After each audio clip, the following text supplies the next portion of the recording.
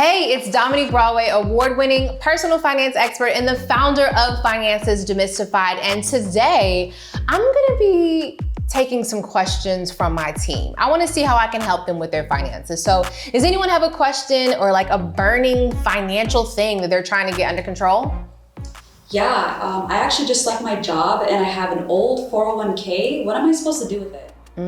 Good question. So first of all, congratulations for making that transition, right? Leaving your old job, finding a new one, which hopefully is much better than the last. But a lot of times when we leave old jobs, we're so excited to get out of there and start that new thing that we will leave our 401k and totally forget about it, right? I've met people who literally have left their 401k at their old job for years and years and years. So if you have a 401k at an old company, the first thing that you want to do is actually pull your most recent 401k or retirement statement.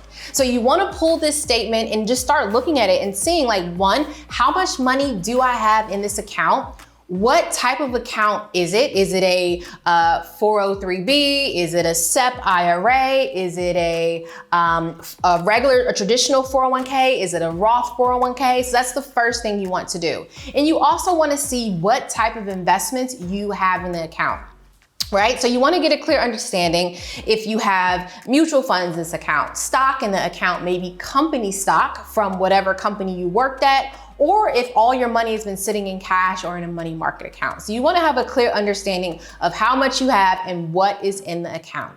The second thing you want to do is contact the 401k provider. So you should be able to find the contact information of your old 401k provider or your old retirement plan provider on the statement. That's usually at the top or the bottom somewhere. So give them a call and let them know that you have transitioned out of the old job, you're starting a new one, and what are your options to move that money from the old account to a new account. Now, really quickly, you may be asking, why do I even want to move this money? You want to move this money for one main reason, so that you can have control over your retirement account and over these funds. Because if you leave that money at the old company or the old provider, technically your old job is kind of still in control over that account, all right? So now that you've contacted the provider and they have told you exactly what you need to do to move that money over, now you want to start taking those steps.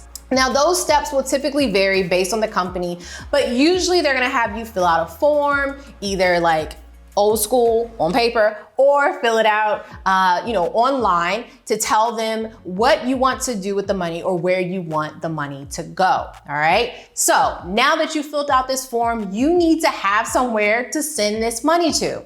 Now, what you don't wanna do is send that money to your checking account. That's not what we're doing, okay? That's how you are immediately subjected to tons of taxes and facing early withdrawal penalties if you're under 59 and a half, which is the retirement age. So now the next step is for you to contact a new investment account or broker and open a new account there. So now that you've contacted the new investment firm, you're going to open up a new account. So this new account that you're going to open will vary based on what type of account you had at the old firm. So example, if you had a traditional 401k at the old firm, you can open up a rollover IRA and roll over that money to the new account.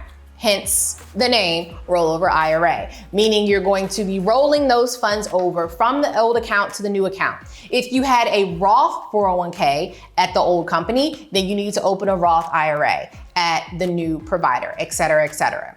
Once you get that account open, and you can open up that new account at any place that you prefer. This could be Webull, Fidelity, Vanguard, E-Trade, whoever. It doesn't matter, whatever company you prefer. Now that you have this new account open and you have your account number, you're going to be able to now provide that account number to your old retirement plan provider, and they're going to start the process to move those funds over to your new account.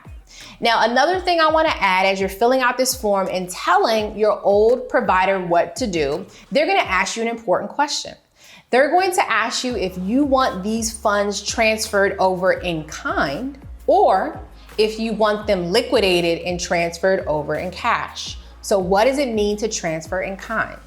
When you transfer funds from an old account to a new account in kind, that means that you want the positions moved over exactly the way that they are. So example, if in your old retirement account you had company stock, you had mutual funds, maybe you had bonds, that means that I want you to take my account exactly the way it is, the bonds, the mutual funds, whatever, and move those things in kind, the way that they are, to the new account. Or you can say, hey, I want you to liquidate, meaning I want you to sell everything, turn it into cash, right? Make it available in cash and then move that cash over to the new account.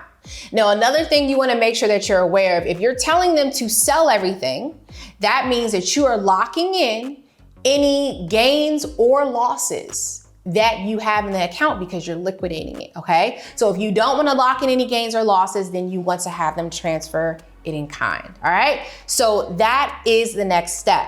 Now, the last and final step is your money hopefully has made it over to the new account. Yay, right? All right, so now what do? If you've transferred everything over in kind, then you really don't have to do much, right? Because your investments came over the way that they were previously. If your investments came over in cash, then you have to start making some financial decisions about what you want to invest that money in. Now, the cool thing, like I said earlier, now that this money is over into this rollover IRA or Roth or whatever other account that you moved it to, now you have full and complete control over your account.